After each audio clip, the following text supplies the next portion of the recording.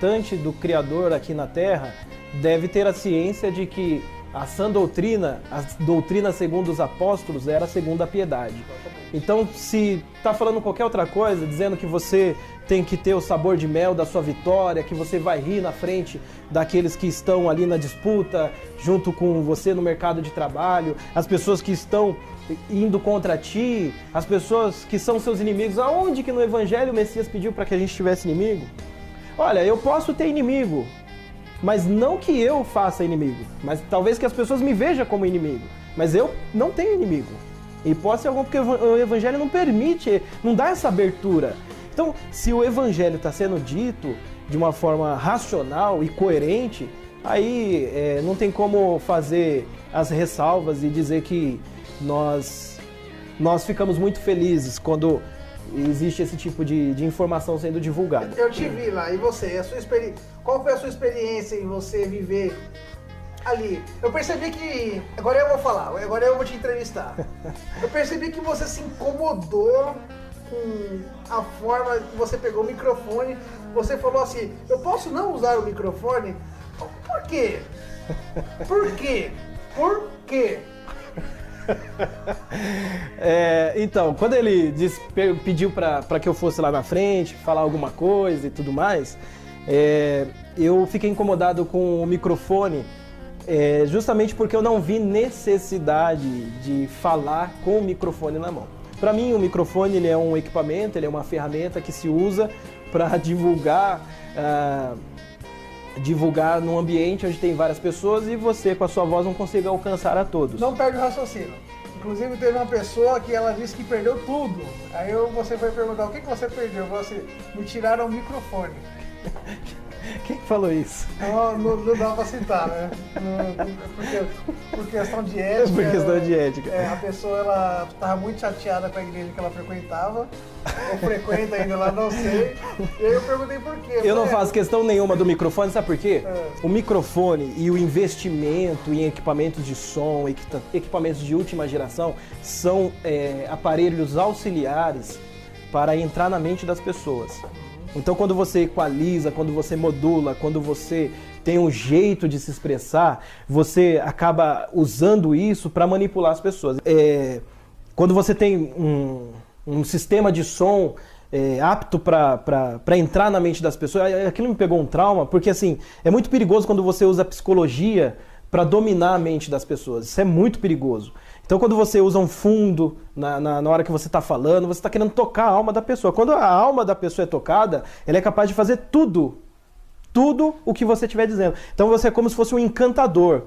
Um encantador. E eu fico muito incomodado em usar esse artifício. Não estou dizendo que o Serginho usa esse artifício ou que você optou por usar. Estou dizendo que na minha experiência eu me senti incomodado. Não senti necessidade de usar.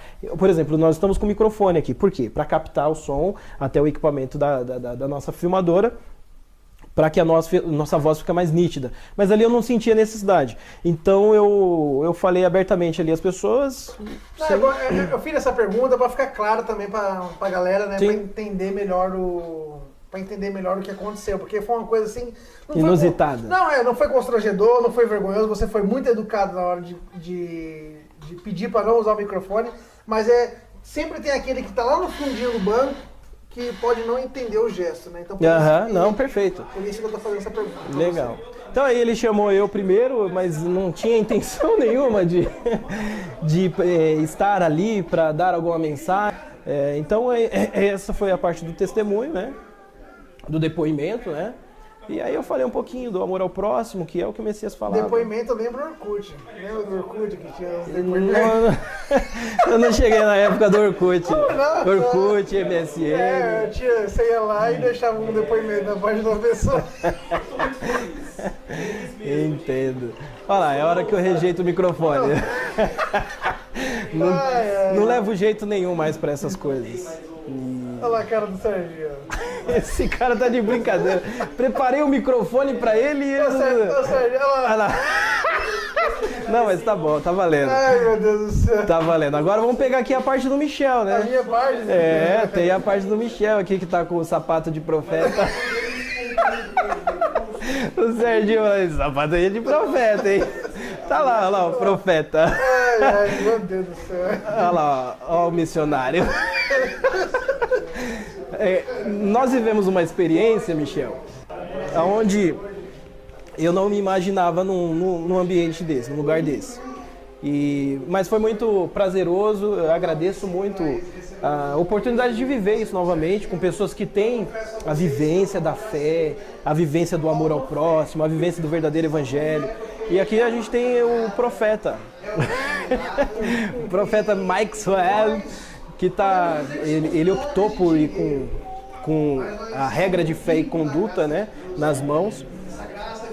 E a sua mensagem também foi muito bonita no sentido de trazer para as pessoas a unidade da fé, a questão das pessoas terem a consciência de que um precisa do outro, que foi chamado para viver dando suporte ao outro.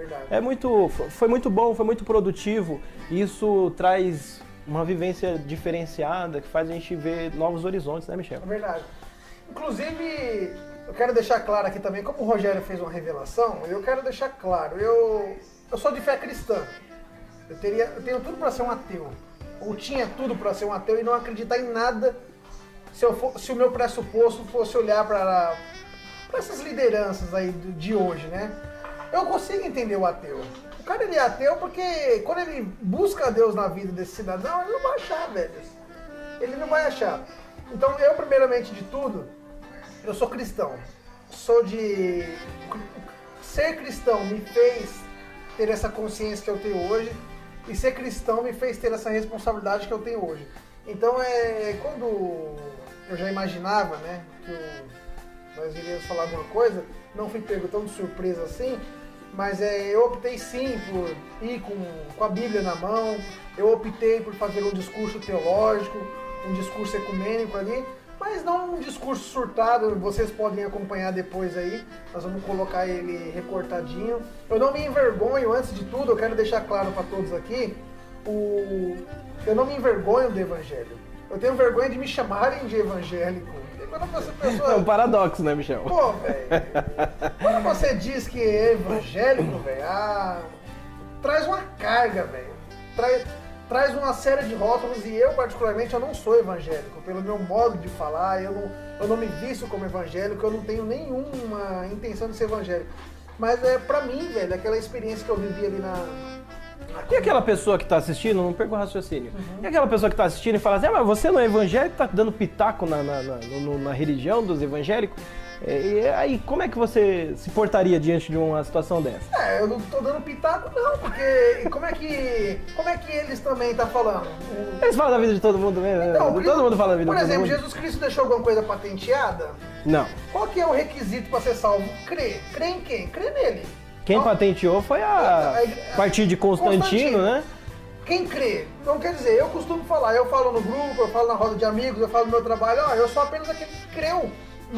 O meu nome, Michael Ferreira, ou Michael Ferreira, eu atendo por os dois nomes, não está lá na Bíblia diretamente como um Jeremias, como um Isaías, mas está lá, aqueles que creem. Eu sou aquele que creu, eu creio no Messias, eu creio na promessa da vida eterna, eu creio na salvação. Então, isso não me impede de falar da minha fé, porque esse é o sentido.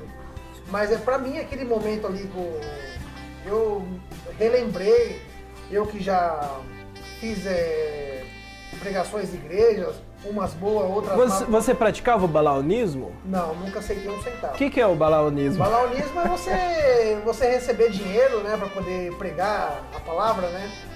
A última igreja... Você não sabia o que era balaonismo? Ai, que absurdo!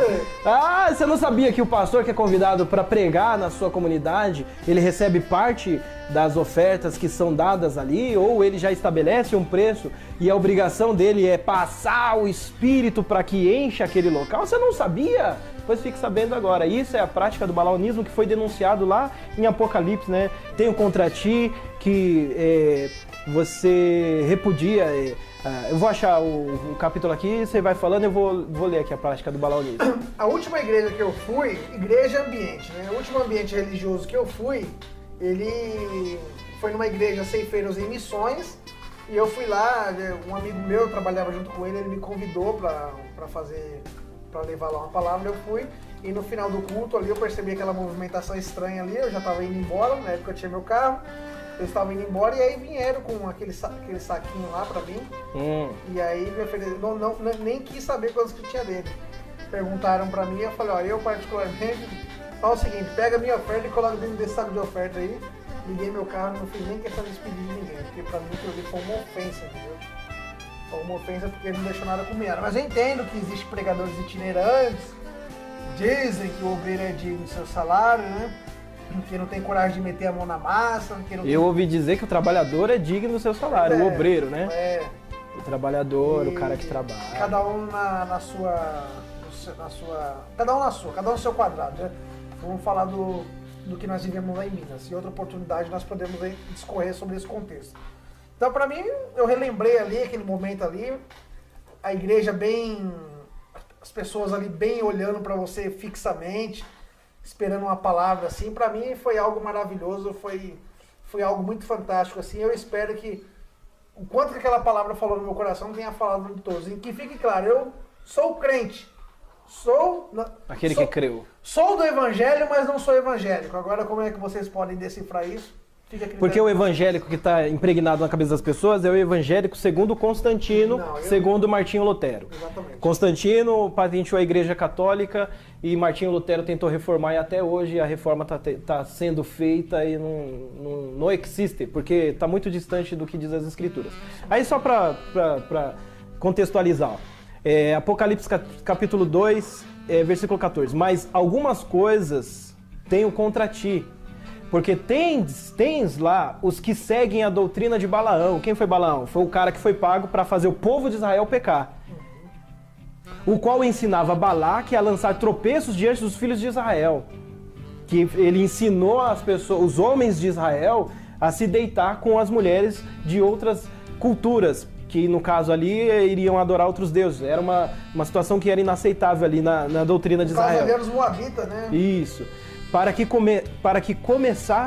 comessem dos sacrifícios da idolatria e fornicassem. Ou seja, o balaonismo é isso, ele é pago e ele recebe o prêmio da injustiça, porque ele ensina o povo do Criador a pecar contra ele mesmo. Ô Michel, qualquer outro dia a gente pode falar mais profundamente sobre esse assunto. Aí a gente começou também fazendo umas entrevistas